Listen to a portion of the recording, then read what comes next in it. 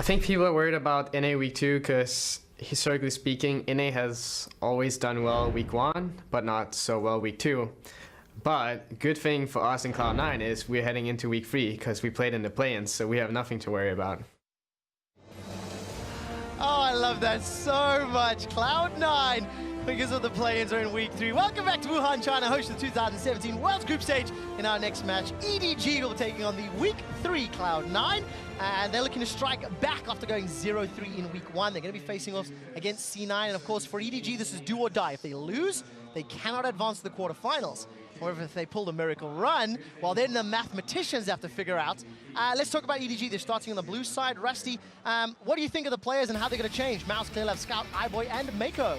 I mean, nothing's going to change from the players themselves. You can see the roster there, but it's the middle lane that we're always going to look at. Oh, Scout's yes. a bit of an enigma, and we'll have to look at their opponents here on the red side this game. First, it's going to be Cloud9. The top lane Impact, jungle Contractz, mid Jensen, AD carry Sneaky, support Smoothie, and their coach Reaper. Yeah, so just to remind, EDG have to win, do or die. If Cloud9 win here, they should, they set themselves up for potential tiebreakers at the very least. Let's talk about Scout a little more, Rusty. What do you think? Week 1, he had a great game against Faker, and then a counter game where he countered himself against C9. Yeah, he was very hit or very miss, and it feels like the only consistency was that he was Lucian throughout all of that. And that's a big question mark. You know, will he be able to play that again? Perhaps. He still had some really high moments, though. I gotta say, I'm always amused at death percentage orders because I guess he's probably up the top of deaths, even though he's listed as 17th. He's actually dying a lot because he's trying to be proactive. He's getting a lot of pressure with the Lucian, so the Lucian pick is an interesting one because I feel like EDG haven't played around their mid-priority very well.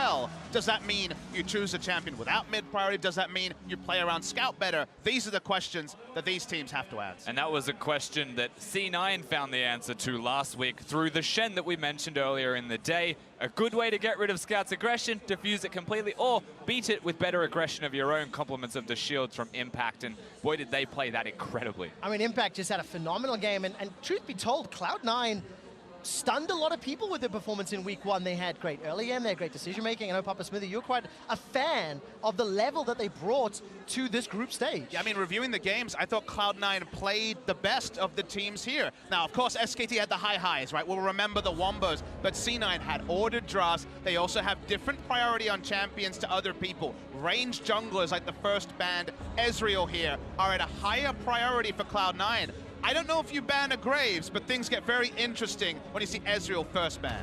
Yeah, certainly the case, and of course the expected bans from Cloud9. We're not really looking towards AD carries as a major focus between these teams. Scout, we mentioned him already. Contractz has been a standout player, but it's also working with Jensen, so a lot of the pick ban may revolve around those roles. However, that's usually the later part of the ban phase, especially between these teams. I mean, at the end of the day, this week has been shattering NA expectations. Sadly, for the negative yesterday, but I think with Cloud9 at Worlds in general, it's not just a one-note Jensen team. Impact, Contractz have had big performances. Sneaky and Smoothie have been reliable, and I've been impressed with the drafts as well, so credit to Reaper. They don't read the game the same way. One thing I want to note, they have shown no priority on Jarvan. They are happy for their enemies to take Jarvan, at least as of week 1. I don't think things are going to change. And it hasn't. Jarvan makes it through the pick ban phase. Janna is still up and available. Jarvan as well. We'll see what they decide to lock in. It is the Jarvan, Rusty. Yeah, so they locked themselves in one of the LPL specials when you regard this champion. No Galio being removed from Summoner's Rift either is something worth considering. Scout can play more things than Lucian for everyone at home that doesn't really know what he plays. He does have a decently large champion pool. He just likes to work in a similar way to double lift with one champion. He plays the one champion. And if Cloud9's on blue side, they're happy to first pick Xayah. Now, Xayah was banned here, but their Janna priority, like a lot of teams in week 2, has been going up and up. A lot of AD carry options open they could lock in here, or maybe just match what they expect to be a jungle matchup, because probably going to be clear love on the Jarvan. And it's still the Twitch or the Kog'Maw for AD carries that stand to attention. Tristana as well, another big option if you want lane priority. And C9 have the choice of whatever they would like, or they could pick a jungler here, depending on which they would prefer. The big thing that stands out to me is they choose Jarvan. EDG, knowing that Janna was there, knowing they may not get the best support, and Janna statistically, and from what we have just seen, is the best support running around. Pretty big risk from EDG, and really good from Cloud9 to just pick it up. You talked about statistically, Janna coming into today, 76% win ratio. Here, at Worlds 2017. Has another win under the belt, complemented by that Kog'Maw, as we just saw from the previous game. And Galio locked in, expecting that for scouts. Galio has actually been very highly banned the last couple of days after we saw a lot of it in Samsung's group a few days ago. It is actually a strong pick against the style C9 like to run, because if you're relentlessly invading the enemy jungle, Galio will react faster than basically any champion short of Shen when it comes to actually getting there. In fact, it's even faster channel time. We mentioned the ranged junglers. I think they'd prefer to hold it to later, but they're afraid of a second round ranged jungler ban, and they take first round Graves. Yeah, wow, showing their hands super early here, you're right. They may have wanted to hold on to that one till later, but it's the solo laners to get the later game treatment here. Red side draft will be handy for C9 in that regard. EDG can start to attack certain roles here. Remember, the Galio can go top lane for Mouse if that's how they want to play this one out, dependent on what they see from Scout. Shen, is it a ban? Is it something you consider? Do you let it through with what you're seeing on the table? Twitch is already taken off by Cloud9, and there's still 3 bans remaining. It's something you consider. I definitely think Shen is an important pick here, but I'm not sure that they will ban it out. They are choosing to. So once again, that means aggression usually through that middle lane, something that the Shen completely diffuse. And now you're depowering a proactive invading jungler. No Shen to be there. A Galio to respond first. This was C9's bread and butter when they were winning, always having a rotational advantage. You can't really craft one with just the champions left open in the pool. And that's the thing for me, what else do you actually pick for C9? Is it a mid laner that's got really strong lane priority that can come and help Contractz? Is there another champion that EDG either recognized or C9 are prepared to pick that can protect Contractz as he goes around? I like this next ban from EDG because once again, shields protecting Contractz as he goes forwards is good to have. Does Ryze raise in priority here at all? Another rotational champion that Jensen has shown proficiency on.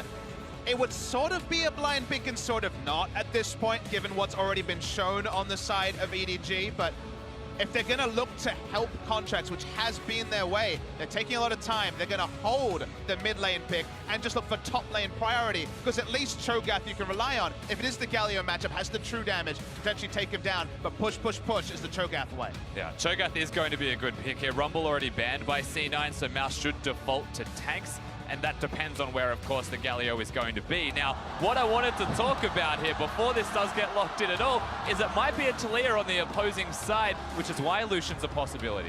I completely forgot about Taliyah as well. Champion that has been very, very important in many of the other groups that have taken place. So the Maokai locked in, going to be in Mouse's hands, most likely up in that top lane. Leaves us with the AD carry option left for iBoy. I completely forgotten that Tristana had fallen by the wayside. And Caitlyn was used exceptionally well yesterday. Rusty, which do you think it's going to be? Should be Caitlyn. If it's Vayne, I will be shocked. Yeah. Vayne's very good into Cho'Gath, but he's against the Kog'Maw Jada, so Vayne would just lose that lane. It would not be a good time. Caitlyn has much more control, can work with the Lulu. That's a pretty potent 2v2. And it's definitely assuming some things, but this is the second Chinese team this week that has gone back to the Caitlyn, thought gone after the nerfs around patch 7.18. So it will mean that in the 2v2, whether it was Kog'Maw or Twitch, Caitlyn will more than not have lane control. We wondered about the Ryze. The Taliyah being open is another one to consider, but I think Ryze makes a lot of sense for them. It does mean that multiple members, if they are around that realm warp, can be grouped in. I still expect C9 to be on the front foot, but EDG have read Cloud9's Worlds 2017 group stage tendencies, and they have a strong draft to answer the questions C9 were posing last week. It certainly feels like a lot of what EDG have sculpted for themselves in this game, not the last time that these two teams faced, is much better prepared and much more well-equipped to deal with Cloud9. However, C9's composition is still incredibly strong. Ryze can clear waves decently fast, about the same speed as a Galio early. That means they're both going to be unlocked as mid laners to help the junglers, but the junglers is a Graves into a Jarvan. That's all in C9's court. Let's see how well Contractz can unlock his team. Led, from the front last week, a lot of invades. Actually had the highest counter jungle percentage of all junglers last week in terms of that first week of group stages. And, some firsts here. iBoy has not played Caitlyn at all this summer in the LPL. I can't help but smile at seeing the old EDG coach shake the hand of the current one, old friends Reapered and Nofe. It's a different draft for Cloud9, and also, you do have to think, we wondered about Graves when it was locked in. How will it kill the tanks? There are some ultra tanks on the side of EDG, so the late game Graves play I don't think it's the focus for C9. It's still pre-25 minutes where they feel like the match will be won. Yeah, last time we saw Contractz play Graves, he had a last whisper, he had the whole kit and caboodle when it comes to dealing damage. No tankiness whatsoever, susceptible to death, but not when you're that far ahead, and that's what he's so good at doing. Yeah, and I think he had the Shin that game as well, if I recall correctly, helped in his favor. So, EDG, Edward Gaming, the #1 seed from the LPL, led by the backbone, the spine, Clear Love. It is do or die. Lose here and you are out of Worlds 2017. You do not advance to the knockout stage. Win, and you throw this entire group into disarray and excitement. EDG in their home country, Clear Love in his hometown. The crowd is absolutely behind them, but they are 0-3 and they need to start with a bang. So you see EDG grouping as 5. One of the few ways this game can snowball out of control is a jungle advantage in the early game. If you expect Cloud9 to get frisky, and with the Graves you do, you invade as 5. You don't go for a 5-point defense. You get complete information on one side and have the ability to have a read on where Cloud9 is starting. There's only 2 sides of the map that are really likely. They can also re-invade their own jungle, so it's an information trip for EDG. Yeah, they'll get that information. It's all about where the junglers start. The other thing that we're looking at regarding information before the minions all come and crash down is that Jensen has committed to the cleanse in the middle lane, so he is now very hard to gank. One thing that we've often spoken about, Papa Smoothie, is that Clear Love's not a big fan of mid lane. He doesn't often want to go there, except for the one time they did well, believe it or not. And now he's against a cleanse Ryze, very difficult place to actually find himself a successful gank. I want to see how well Jensen can survive that laning phase and what sort of pressure Clear Love puts down on the table. All right, laning phase has started out here. Contractz going to get the help of Impact up in the top lane. Clear Love with an early invade. Steal away at least that blue buff. And just take a quick deeper dive on Contractz and these damage-dealing junglers, Papa Smithy, because you mentioned you wanted to see him on those ranged style champions like the Graves and the Ezreal. I just think if it's working for you, stick with it, and specifically on the left here. Damage percentage of team's damage. Contractz has done 24.5% of his team's damage. The average for junglers in Worlds Group Stage Week 1 is 11% when you remove his massive number, and that lets you know that he's been on a different road. He's been favoring the ranged junglers. The thing about a ranged jungler is if the enemy melee jungler every face checks you, or if, say, Jarvan EQs into your Raptors trying to steal them, you have range, you get the first auto. If you have the drop on them, it's so hard to get out safely as a melee jungler, and that's why you want to counter jungle, because whenever you spot the Jarvan, you're going all in and hoping your teammates can back you up. And let's take an extra second as well for context within this game specifically for Clear Love and Contractz. He started at red buff, where Clear Love started at blue. So that means that Clear Love will have red for longer as more of a combat buff to have. Contractz is going to run out sooner. And so expectations that he looks for a gank of some kind before Clear Love does, that would be what you expect from him if he wants a gank to be successful. The reason why EDG started with their members grouped around their red buff, then invaded, is that when it was Cloud9 on red side against AHQ, it was a Ezreal invade to red buff steal into his own red buff, and suddenly the Jarvan couldn't gank anything. Speaking of ganks, though, this is the early gank you talked about, Rusty. Rune Prison comes down, Winds of War thrown out. The Durant taunt at least locks down one, and with no flash on Scout, that's a success. A very successful gank, something that Scout maybe should have been aware of as the opposite side of the jungle is being cleared. Sorry, Scout be aware of you take what you want from that sentence, Trevor. I'm just saying. He maybe wanted to know that that was coming, but good gank nonetheless from Contractz. not lost the irony of Scout and Scout's name. He often doesn't scout ahead, but he does scout with his head. So it's, you know, it's an awkward one for him. Well, let's see what Scout does, because his Lucian play to round out week one of groups last Saturday or Sunday left a lot to be desired. Far too aggressive, far too forward in lane, far too open for being punished. And while, of course, Galio into Ryze in pre-6 is pretty easy for those Winds of War to shove, you do need to keep those openings under control. And you want to celebrate the good parts of Scout, because he can do the sick outplays. His mechanics are very good. He had good laning phase in his first 2 games, and then, of course, went Rambo at 6 and died, not disrespecting the Shen. What I want to see from him here, as a counterpoint to his strengths, is to work on patching up a weakness, specifically playing around information, playing around vision. I don't completely say lay everything onto Scout. Yes, of course. Worth noting, Clear put no aggressive vision when there was that lane priority, so Clear needs to help out his mid lane. Well, Clear Love's helping out right now. Impact's got Flash available. sidesteps the flag and drag, takes a couple of autos before flashing to safety. Clearlab says, Contractz, I see your gank, I will match it. Slowing the opponent top laner's flash as well. Yeah, exactly. Relative to the gank's success, it's been pretty much matched between the two. Impact having the passive on Cho'Gath, however, means he'll stay at a higher health level than that of Scout, who was zoned away from multiple waves. In saying that, Scout's farm is still quite good. Skirmisher's Saber already on the Jarvan, probably prompted the flash. This is one of those face checks I was talking about, Trevor. Well, there's the auto attacks already, plus the end of the line burst damage. Contractz doesn't want to stick around too long. His Sneaky got polymorphed, turned into a little munchkin. iBoy going low, 180 HP as he continues to push Smoothie away from lane. But Sneaky's waiting for those cooldowns on his W before looking for the re-engage. Yeah, now the winner of that trade is still going to be EDG's bottom lane because they have the mana, they have the ability to sustain themselves in lane. Oh! There he goes. Clearlab steals, and Wuhan goes wham. Thank you for the leash. Those little moments mean a lot as a pro player, getting your tail up right early in the game. And the flag was down, so Contractz felt confident to invade, knowing that he couldn't EQ out. He still invaded. Well, I said it in the pregame. Let's see, fight.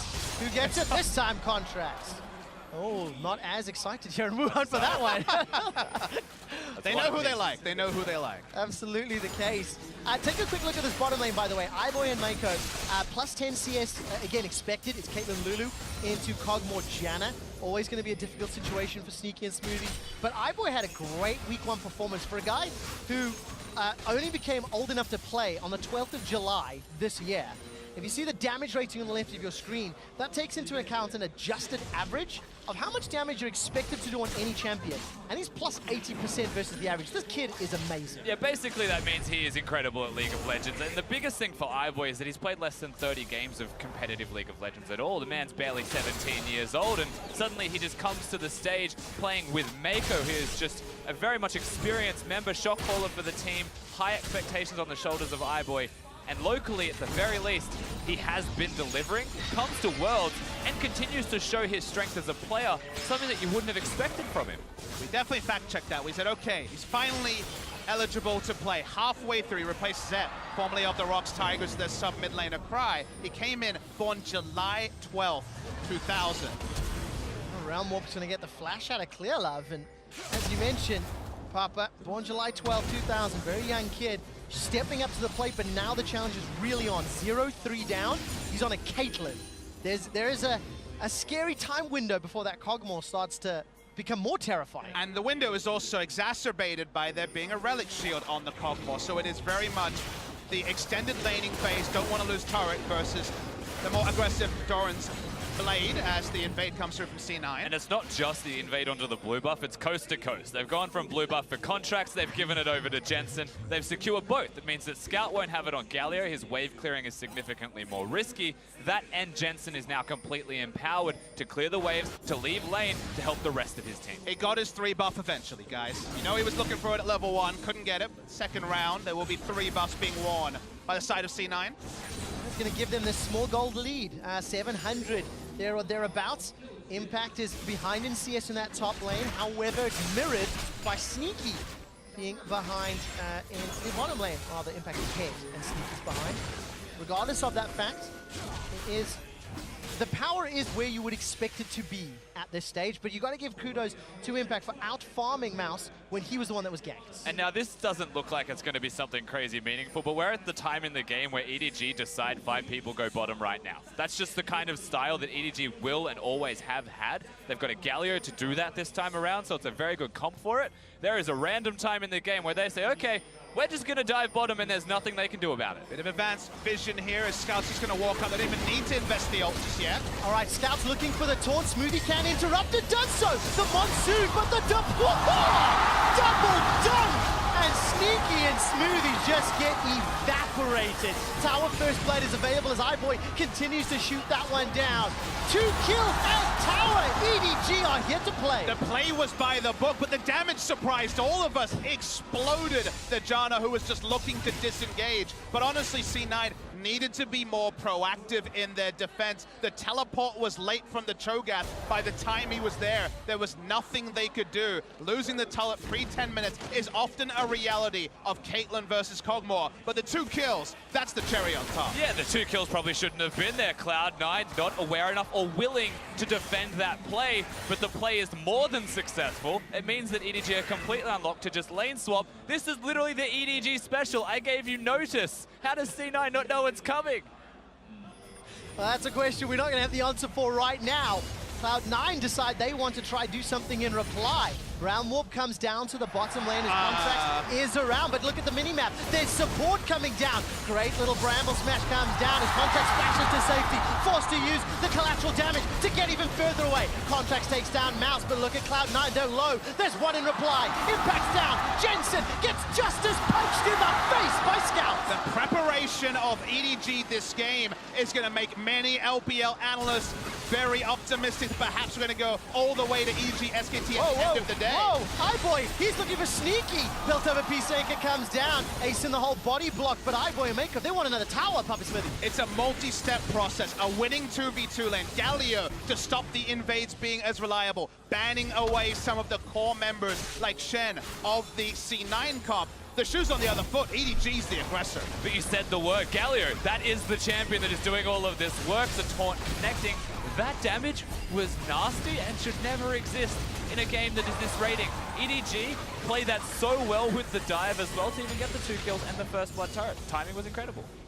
Sounds like Rusty's had to deal with some Galios in his time in solo queue. Yeah, there's some darkness in that storytelling, Papa. You saw the cancel teleport, you thought, okay, maybe this is over, but Galio walks down. Such is the reality of the hero's entrance, and even though they pick up the first kill, Contractz is never going back in there. Their health bars tell a story. Both go down, and EDG are making the plays and trading up defensively. That's a twofer that often leads to the big W. And the concept here is fantastic from EDG because the Galio is still on the bottom side of the map. Clearlove's still on the bottom side of the map. Normally, and traditionally, when you win the bottom lane first turret and lane swap, everyone goes top lane. You then start trying to trade, and C9 make a natural and expected response to their first turret going down, bring everyone bottom, and try and trade the turrets. EDG adapts. Well, EDG adapt, and they get themselves a 1,000 gold lead, 4 kills to 1. Tower first blood as well, and if you look at the itemization, Ardent Sensor is already completed down in the bottom lane, and of course that Abyssal Mask sitting for Scout in the mid lane. So starting to hit those spikes, they can make those plays again around towers, but kind of expected when you see this team composition, and for EDG, they need to push this further and not make the same mistakes they did against SKT and allow a big wombo, a big fight in the mid to late game to bring EDG back to reality. And the camera's been focused on Clearlove, who, you know, he's definitely one of the old dogs. He's been around a really long time as a professional player. Sometimes he's super stubborn, Rusty. I'm sure you see this in the LPL. I watch VODs. He's never invading. He's never aggressively warding. He's not ganking. He's on his farming duty. And then there's games like this where he comes in with a proactive mindset, and you wonder, why do we only see this player sometimes? Very well experienced player, but sometimes those old tricks, as you mentioned, just cannot be changed. But he's going top lane. Oh, look at that. Demacian standing into Dragon Strike. Flash away from Smoothie. Sneakies is not available by some time with that barrier. The Dominion wave is slowly making its way up, and Scout was in the river. So that hero's entrance was available to him. Not going to use it just yet, but they've got the flash from Smoothie. Yeah, Contractz very good awareness as well to be in the correct place. C9 barely get out. The Monsoon even being cancelled by Meiko's ultimate as the Lulu. Everything will slow down. It's all still a push for that top lane outer turret above all else for EDG. They don't get it this time. Okay, game is slowing down a little. We need to take stock. C9 is still only 1,000 gold down, which, all things considered, maybe should be larger. And the man on your screen, Impact, he's got himself a plus 46 CS advantage. He's on a super tank in the front line, and this is a guy who was very important for Cloud9 during week 1. You can see that kill participation. And those champions, consider where he got 78.6% kill participation. Shen, always going to be high kill participation with his immediate joining, but the Nautilus was also about the picks, about the rotations. He's very much lane focused on the Cho'Gath. Cho'Gath pushes, he often doesn't lose, he often doesn't die even in a 1v2, but he's not a playmaker. He follows up on plays being made. So it's a very different champion that unfortunately, with the bans, with the smart scouting, they don't have access to a playmaker from top lane this time. Yeah, definitely. And as the lane has played out, Impact has been doing quite well. You can see the CS differential there. So whilst the style isn't the C9 standard from last week, it's still proving to be effective to an extent. Yeah. It's just that they're not affecting the rest of the map. They're letting iBoy ramp up and start rolling. And maybe they're okay with that, because at the end of the day, it is still the Kog'Maw jab. I'm going to challenge you on the word letting. I don't think they're letting him. I think iBoy is ramping up with the help of EDG. However, the one thing I'm looking at on the side of C9, you know, Cho'Gath being that sort of secondary engage, he wants that disruption from the knock-up and the silence being so impactful to follow CC. There's not really a hard primary initiator on the side of Cloud9. Sneaky's just going to get smashed away from. Summon a heal used there by Smoothie, and the support coming from EDG. Cataclysm can come down. Going. Dunk goes over the wall, dunks down Smoothie. Monsoon buys a few seconds time for the entrance to arrive. Scout uses the Winds of War to pick up another kill. Now Contractz and Impact trying to turn it around. The teleport was impactful, but the Nature's Draft locks down Cloud9. Contractz is dropped by iBoy, the 17-year-old, massacring Cloud9. Impact's running for his life. Got some backup from Jensen, but I don't know if this is where you want to be. Jensen and Impact need to pull off a phenomenal outplay in the 2v4, and EDG, they got the kills, they got the tower, and they're getting the hell out. EDG are able to just walk away. It was a little bit touch and go with Jensen being around the corner, but how late Jensen was there to the party as well. He wasn't able to crash it at the right time. EDG instead are able to crash down, get the structure, but once again, when they get the turret, they're getting kills with it. So every time they're pressuring, they're looking to dive more than take the objective as a priority, and it's proving successful thus far. And Scout is on such a different role, from lane dominance to facilitator on the Galio. Can still push, still has lane priority. They have to use the heal preeminently, and they weren't sure they're going to hit by the Piltover Peacemaker. Clearlove and Contractz ships in the 9, but this ship, it was going for a shipwreck. Yep, it certainly was. A lot of damage to follow. I didn't know how to react to that one, but the combo was nice coming out. Once again, Galio, Jarvan, give that to an LPL team. You run the risk of having these dives be successful. Mouse shows up at the end, Pix gives the kill to iBoy, and then they take the structure on the way. When we come out of the replay, Clearlove 3, 1, and 4, 100% kill participation. Scouts 205, 100% kill participation. That combo you talked about, Rusty, they are leading the way. iBoy 202 on that Caitlyn, plus 30 CS. He's working towards that Zeal item completion.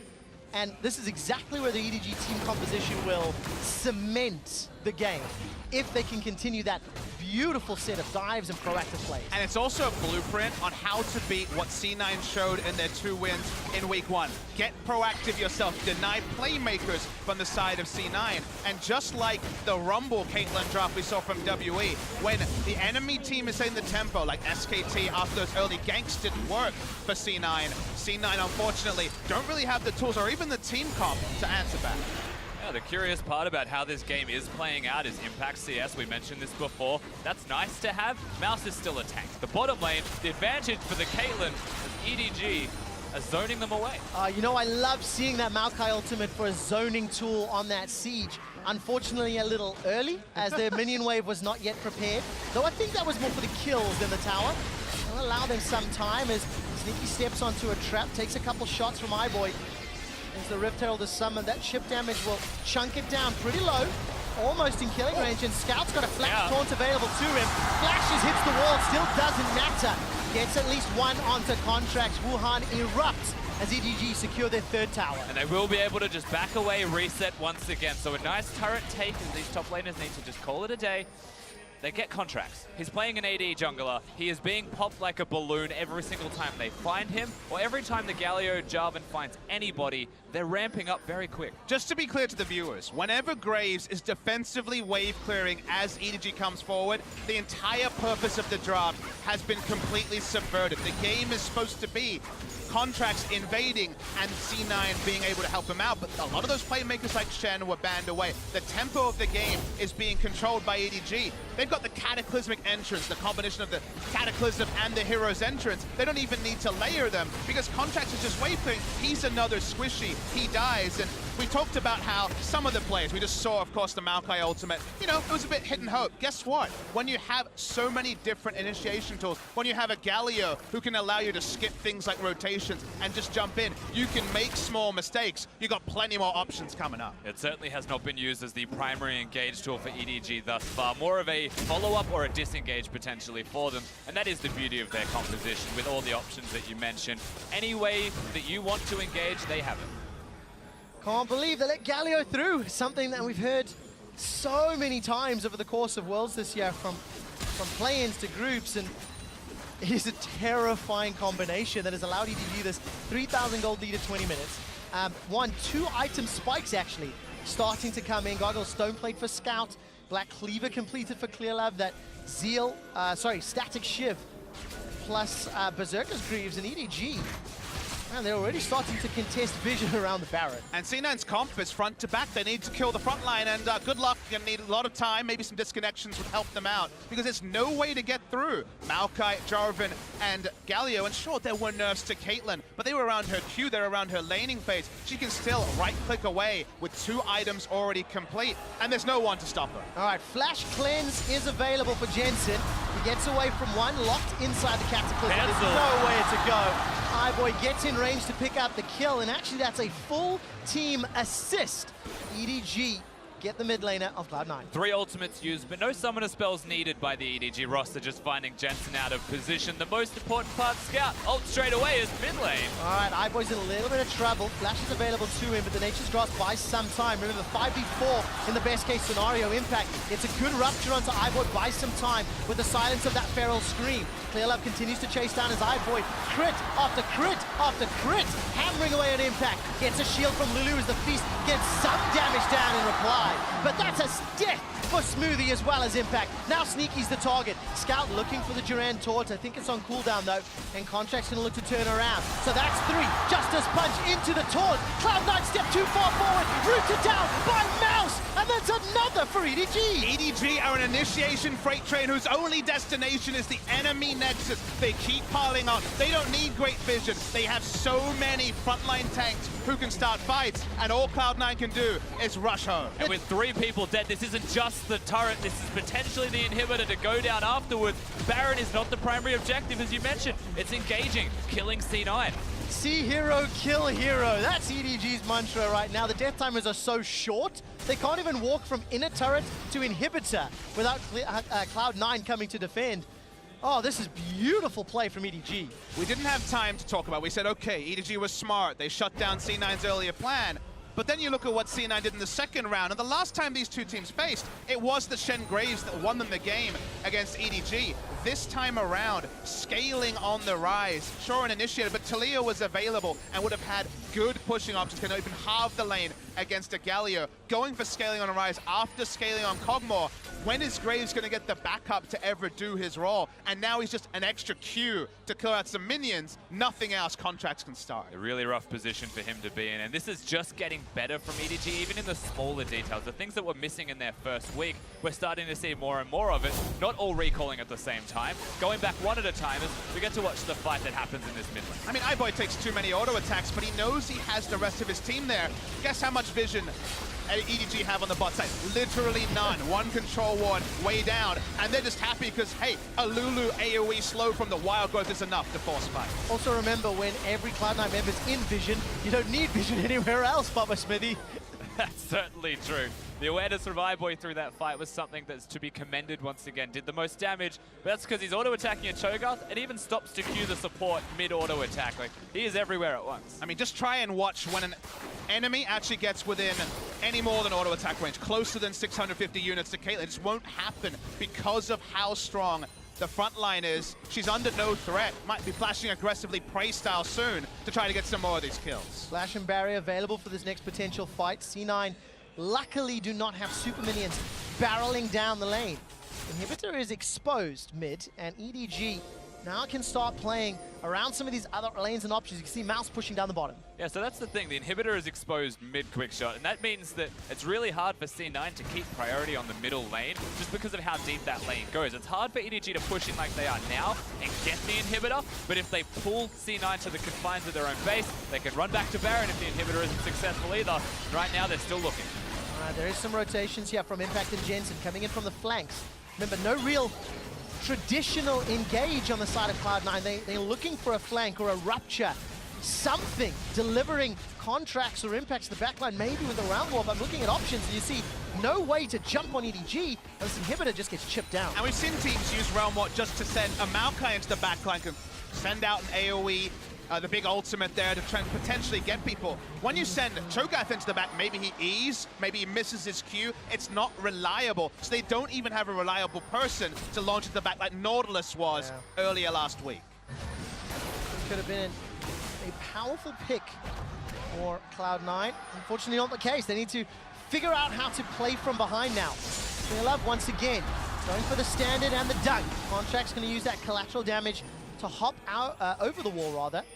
But that's at least just a trade, ultimate for ultimate. Just controlling the enemy jungle. The red buff area all belongs to EDG. That unlocks a free Baron, or it unlocks C9 having to face check to go near the Baron area at all. And that's the control that EDG want and will retain for a time. Of course, it's recall time at the moment, but with the amount of control they've already earned before going back, C9's job is very tricky. Yeah, it really is. And if we actually take a look at the gold differences between the respective players, it's around 3,000 gold ahead for iBoy, 2,500 for Scouts, and a little over 700 for Mouse. I mean, the two people you really want, the frontline Mouse, Scout Galio, and iBoy just cleaning house from behind is just fantastic for Edward Gaming. And this keeps their hopes at quarterfinals alive. This is the first of many very important games for EDG, because if they can close this up, they play AHQ. And if they can win that, they play SKT. And then if some of the other results start coming in, they really need the stars to align to set themselves up for what would be a miraculous turnaround. Full Fnatic. Yes. Which was also a miracle, to be fair. That was an incredible run from them. And it's not just EDG's victories, but this is one they can control. And right now, they're in the driver's seat, controlling towards that victory. And fun fact, if EDG go back-to-back, everyone barring SKT will be at 2 wins. We know tiebreakers could be coming. We know crazy things could be coming. EDG are so far ahead here, and because of the comp they have so many different options to force the Baron, to peel up, to look for turrets. Maybe not take too much free damage, that's not the best option. Can't afford walking into the damage dealers of Cloud9. When he's dunking the damage dealers, seems to look significantly more impressive. However, it's not going to stop the siege. Jensen takes a gigantic crit to the face. iBoy's got himself the rapid fire cannon and the static shiv as Cloud9 continue to play defensively. Super minions just cresting the steps of their base. And that means EDG will have some time shortly as someone goes to deal with that. Now, important note is that iBoy is not going to be a QSS Caitlyn right now, so if Ryze ever finds him, he will still be locked down. It's important that Meiko does his job. It's important that the tanks stand in front of iBoy to empower him, to protect him, and allow these structures to drop. I really want to know what a team fight looks like where the snare hits from the Ryze onto this Caitlyn. She's so safe right now. Yeah, look at the zoning that Scout's putting down with that taunt.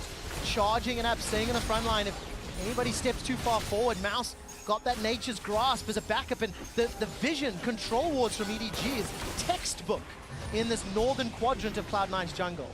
Usually we criticize teams for trying to barrel 5v5, but C9 needs something miraculous to just stop watching their objectives go down. All right, Rupture comes up. That's the fight they're looking for. Wild Growth comes down. iBoy survives. There's not enough damage from Cloud9. EDG, however, turn it around. Clear up is the only sacrifice. iBoy continues to heal up, and Scout is sitting on the front line. Gets himself another taunt. Mouse down to 100 HP and running for his life. Scout gets a gigantic shield. Jumps back in with a Justice Punch. A little too overeager for EDG. Round warp now might be enough to close it out. Cloud9 trying to turn around. Throws out the overload after overload. Spell Flux comes down in the Rune Prison. Jensen takes down Meiko, and Cloud9 survive to live another day. Cloud9 needs something crazy, and they find it. The knock-up followed up by the Ryze. That's what no QSS can do to you, and the team fight ensues. The power of silence in those team fights, Papa Smithy. The Cho'Gath combination. So good. The power of the Caster Curse too. I did not think that could happen, but after the free damage, EDG got too frisky, and now C9 just try to come and wrestle the game back with a creative Baron. Creative, but also risky, to be fair. iBoy is still here. Reinforcements are arriving. So much damage coming down. 90 caliber net. Why sometimes Smoothie's going to keep getting tagged down from the Baron in the back end. The Feast and Jensen's damage. They take down iBoy. Cataclysm comes out. Clearlove's running for his life as Mouse goes for the flash engage. Cleanse is not going to be enough to lock down Jensen as he continues to run for his life. No flash available to him. Now that Skype's on the front line, it's going to be up to Sneaky to do his best. Winds of War tagging him up, and Mouse and Clearlove, they peace out, and EDG, they stop the Baron. Things have definitely been getting a little bit messy from the side of EDG. Their top lane push was not clean. Still going to be the minions pushing in the mid lane, but they do get back Baron control. They are, however, leaving chances for C9 to come back. Biggest win is they stop Impact's recall. He doesn't have flash, he does not have Feast, nor does he have a teleport to come back with full health. This is super dangerous. They don't want to do the Baron. They don't have iBoy. That means they don't get the Baron, gentlemen. And all of a sudden, Wuhan has got very, very tense. 13 minutes on the clock and that 6k gold deficit and that pressure. Look at iBoy getting caught. Now, iBoy is one of the only ranged auto attackers next to Lulu. He walks up his tank line, did not know that he was going to look for pot shots as the minion wave died, and that means that iBoy does not get maximum DPS out of this fight, and EDG are taking 10, 11, 12 turret shots. Yeah, I mean, he maximizes what he could given how it engaged onto him first with 100 health. That means they're able to trade in the first place. This takes an awful long time to find the kills onto EDG, and that's enough time for those who have been taken out early to get back to the Baron at the end of the engage. C9 still gets the fight, they get the small win, and you're starting to see that inkling in a positive direction. Here's the second fight, but we're back at Baron. We are indeed, as both teams start to group up. Impact is all the way down the bottom lane. He's making his way up through the river. EDG are now looking for the engage. That's a good nature's guard, blocking down Sneaky. He's the target. Justice Punch is interrupted, but it will not matter. 2 quick kills as Contractz and Sneaky get blown up. Jensen's the next target as he's being run down by Edward Gaming. A shutdown by iBoy. They find the battleground they wanted. They can peel off from Baron so easily. Clearlove one-shot the enemy Graves because he's gonna DPS build himself.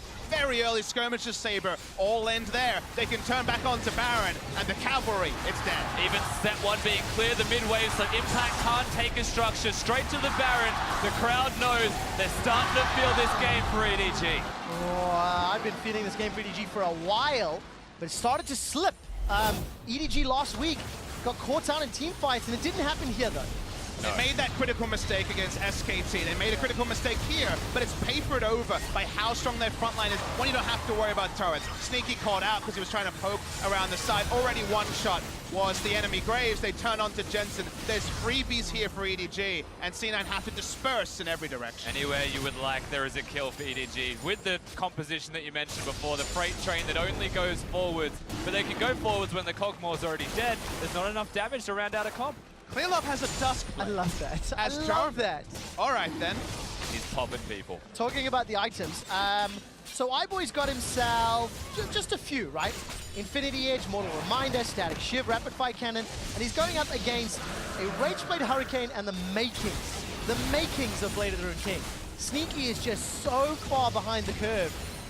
All of the gold is kind of landed inside iBoy's lap. But you don't just look at Sneaky and say, very poor play. You died 5 times, you're down CS. The game was played around Sneaky. When the moment they had the Caitlyn, basically Caitlyn has matched the Kog'Maw at every point. Early turret, taken to top, early turret, and then threat of a dive at every moment. If there's no control of the map, Sneaky cannot auto-attack minions and get his gold up. So the gold lead grows every moment this game has progressed forward. Yeah, from watching this game, I would never say that C9 individually are having any poor performances. Nothing has stood out like a sore thumb saying this is the reason they're losing. From an individual basis, it's the team play.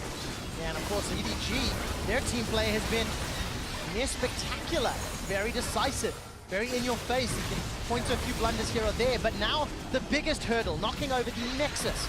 The middle inhibitor will be killed for the second time this game. Baron is still up for another 2 minutes.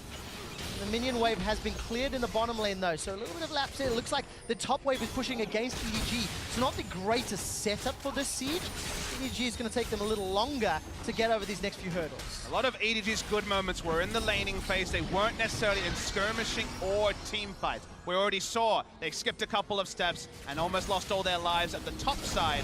Right now though, they can still threaten the dive. So what happens? Certainly could. Again, EDG's big flaws are usually iBoy? ending games. All right, Scout making his way forward. Flashes are available for all but Clear Lab on the EDG side.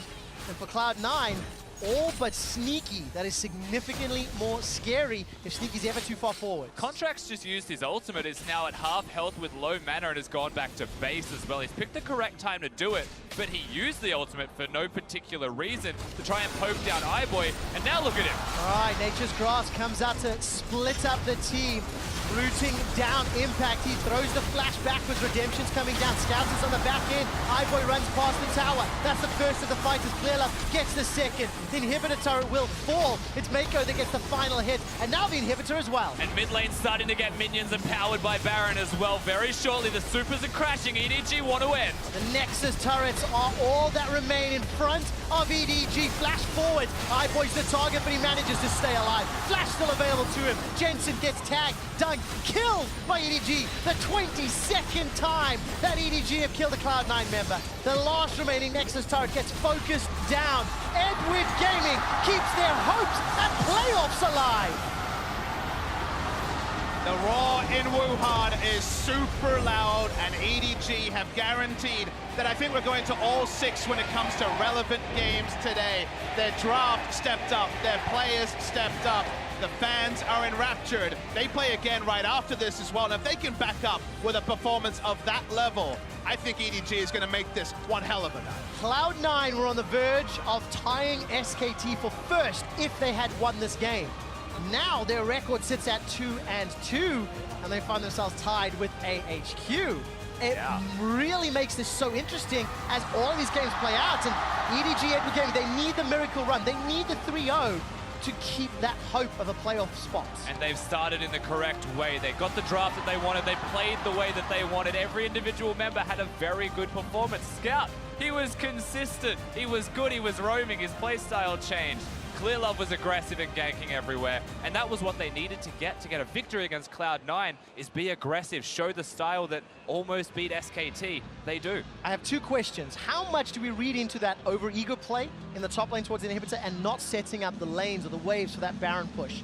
Is it feistiness in their first win, or are these deeper worries? What do you think, Papa? I think they are deeper. I think there are certainly weaknesses of EDG, especially macro-wise when the laning phase ends. But guess what? If you draft permanent engage on Galio, on Jarvan, so many different initiators, you can make those sort of critical mistakes, and not many teams can actually put you to the sword. So I think going for these mid lane picks with a very clear identity, dive, initiate for Scout, rather than just let's play around pressure, which is a much more nebulous thing, initiators worked for EDG, and I think that's what they should continue. Well, this is a question I'm going to ask you in the next game when they play AHQ, but before that, EDG, they started the day with a win. Let's find out from the analyst desk exactly how they thought they did it.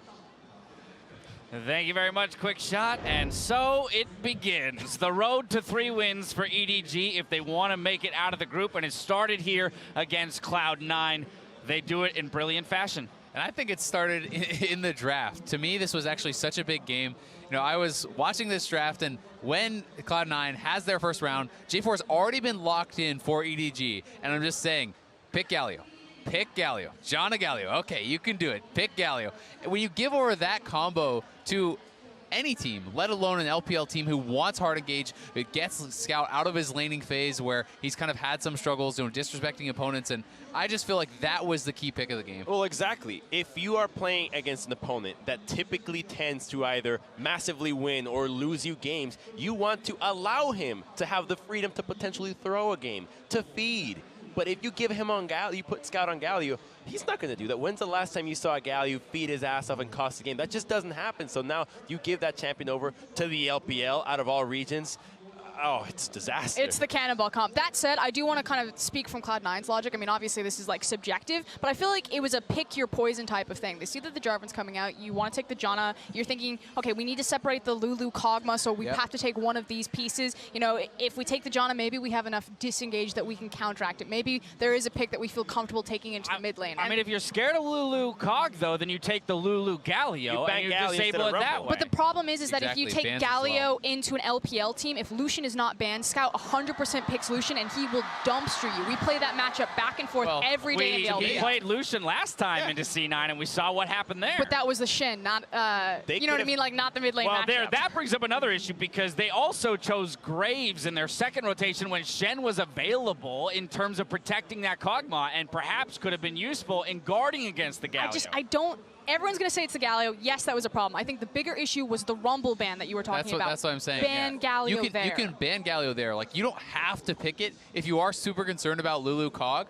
then you can ban away the Galio as opposed to the Rumble. The Rumble, to me, is less of an issue, but I do think for Cloud9, you can go Galio top as well. Impact has played this a number of times. I also think it enables the aggressive jungle style that Contractz wants to be playing, and when it's on the other team, it means you can't do that. As soon as Galio hits 6, you can no longer invade because you're going to get collapsed on and killed. I mean, either way, we've evaluated that the Galio was an issue. Whether it should have been dealt with in bans or in the picks itself, it should have been dealt with, and we saw the usefulness of this pick in the turret dives that EDG set up. I mean, these guys, they love that engage, they love that go button, and here we see it put to work. And it's not even just the fact that this is Galio, this is also just EDG, which makes this pick this time that much worse to give to them. They love diving bottom. They will do it to you every single game. They've done it every single time before 9 minutes. And right on the clock, guess what? We split the map, we started Jarvan here, we took their blue buff, we made sure that Caitlyn and Meiko were never going to be contested, and we dove, and then we dove again. Rinse, repeat. Just a 5-man every single time. The vision setup was great for all of them,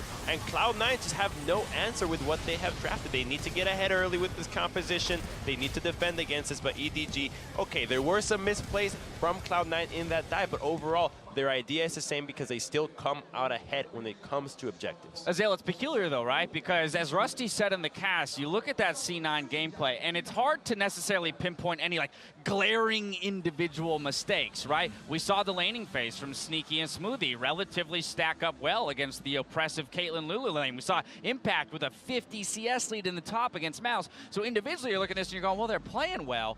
Does it really just come down to the composition and what the tools they handed over? So in my opinion, it's not just composition. Composition obviously gave this team something that they wanted to do, but I would say what you criticize is not necessarily the individual play, it's positioning on the map, it's anticipation of the dives. If you're going to give them this kind of semi-global comp where they can set up 5-man dives time and time again, you have to preempt it. You have to be in position. Ryze has to be roaming any time that Galio could be. You need to be there to answer so that when this inevitable 5-man dive comes in, your 5 members are already there. You're there to actually guard this off, or at least you have the jungler and the mid laner already there, and then that could buy time for your top. If it's a 5v2 at the start, there's no hope. I'm going to take a different stance on this. I actually do think that the compositions are mattering way more in this tournament than we are kind of giving it credit to, because remember, think of compositions as like the initial tools that you take to the fight. If you don't have tools that defend against what the other team has had, what are you supposed to do? I don't think that Cloud9 had many options at any stage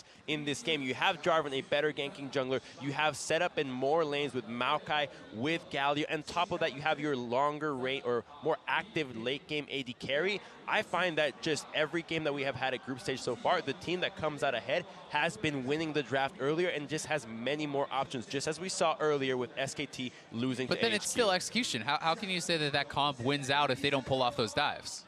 You just waited. What is Cloud9 supposed to do? How do they approach? They saw it. They saw it on the wards. They saw that dive was coming. Yeah, when we cut the replay, you just see that Clearlove and Galio are coming in, but there was 2 wards from Cloud9 where they saw Jarvan hanging around for like 3 minutes, and Sneaky actually backs off the tower because he's like, are we staying? Are we not doing it? So Cloud9, if that had not gone EDG's favor, suddenly you get more kills on Kog'Maw. Suddenly that composition's far ahead, and that's a comp with Caitlyn and Galio. Like, there's no secondary damage source except for the Jarvan that can get outscaled. In my opinion, I think Cloud9 had the 55-minute better comp. I mean, without a doubt, tools are relevant, right? But again, it is about how you utilize those tools and how you play the map. This is a multifaceted game, and for Cloud9, they probably had opportunities to avoid some of the deficits that they received here. It's important to note that this is the worst deficit at 20 C9 has encountered in the entire tournament. So that includes play-ins. They were definitely playing from a deficit here. And while that was the worst deficit for C9, iBoy put up huge numbers on that Caitlyn, eclipsing 1,000 DPM in that game. Well, look at the late game, because I'm massively disagreeing with this. I think the draft is huge. If you tell me 55 minutes is a win condition, you've already lost when you started the game. Why? How are you going to get to 55 minutes? If you look at the TSM counts, you hit the 55, you're going to lose. Have we not seen games go to 55 minutes before? Yeah, but you can't count on that. So who are you to tell me that the comp entirely determines the length of the game? Look at the fight in the top side specifically. You hit a rupture on the Caitlyn. You have Ryze flashing in, Graves combo, and you still can't kill that champion. And Kog'Maw's down 2 items. How are you? Right? Okay, like that's the best case scenario, and you still barely walked away. You need to pick yourself actual tools to get onto that. To me, at the end of the day, draft gives the advantage, execution gives a win. Of course, but right? I think the disparity was huge. And that is, so you can say that's an advantage, but Cloud9 was fighting back in some of these late game team fights with a massive item disadvantage. Most of their gold was focused on Cho'Gath. When Kog'Maw is down 2 items and the fights are relatively close back and forth in later stages of the game, as they actually were in the 5v5s, I think that that's certainly a very manageable prospect if you're even on gold. This discussion makes EDG's win more impressive to me. The fact that they understood how to build a composition that would give them the advantage and then executed on it, while C9 had some missteps where they probably could have improved. We'll look for that. We'll look rather for them to do that later. Coming up next, we'll see if EDG can keep the momentum as they face off against AHQ, the 2 surprises in the group. So don't go anywhere. There's a lot of EDG fans today, huh? So many Cloud9 fans today. Oh shit, my body's ready, guys. The taunt Smoothie can interrupt it, does so. The monsoon, but the double dunk! Contractz is around, but look at the mini-map. There's support coming down. Great little bramble smash comes down as Contractz flashes to safety. Forced to use the collateral damage to get even further away.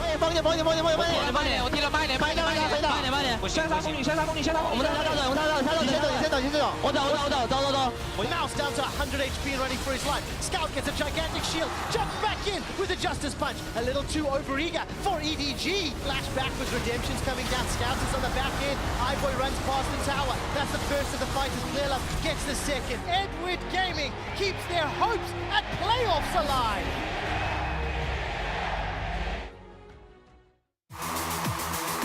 If you want to follow the best of the Rift, then you need T-Mobile, America's best unlimited network.